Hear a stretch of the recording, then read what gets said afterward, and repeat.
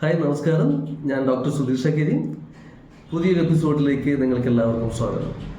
മുഖസൗന്ദര്യം വർദ്ധിപ്പിക്കാനുള്ള ഒരു കുഞ്ഞു കാര്യം പറഞ്ഞു തരട്ടെ. സാധാരണ നിങ്ങൾ കുളിക്കാൻ ഉപയോഗിക്കുന്ന സോപ്പ് തന്നെയാണോ മുഖത്ത് ഉപയോഗിക്കുന്നത്? എന്നാൽ ഇനിമേലിൽ മുഖത്ത് സോപ്പിടാൻ പാടില്ല.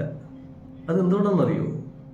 സോപ്പ് ഉണ്ടാക്കുമ്പോൾ സോപ്പ് സെറ്റാവാൻ ഉപയോഗിക്കുന്ന കുറച്ച് ആൽക്കലികളുണ്ട്. പൊട്ടാസ്യം ഹൈഡ്രോക്സൈഡ്, സോഡിയം ഹൈഡ്രോക്സൈഡ് ഒക്കെയാണ് അതിൽ പെടുന്നത്. ഇതിൻ്റെ pH ലെവല് 7 to 8 അല്ലെങ്കിൽ 7 to 9 ഒക്കെയാണ്.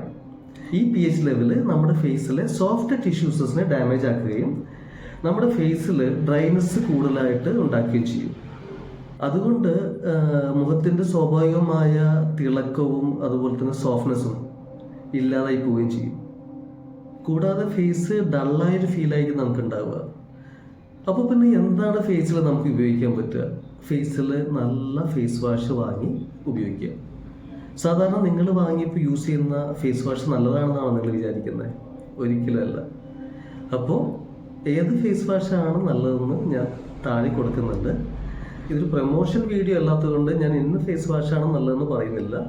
മാർക്കറ്റിൽ ഇപ്പോൾ കിട്ടുന്ന ഏറ്റവും ബെസ്റ്റ് ഫേസ് വാഷസ് ആണ് ഞാൻ താഴെ കൊടുത്തിരിക്കുന്നത്. ഏറ്റവും അഫോർഡബിളായ പ്രൊഡക്റ്റുകളാണ് ഇവിടെ കൊടുത്തിരിക്കുന്നത്. അത് നിങ്ങൾ വാങ്ങി യൂസ് ചെയ്യുക. എല്ലാവരും സുന്ദരികളും സുന്ദരിമാരും ആവുക. മറ്റൊരു വീഡിയോയിൽ കാണുന്നത് വരെയും സൈനിങ് ഔട്ട്, സുധീർ ഷക്കരി.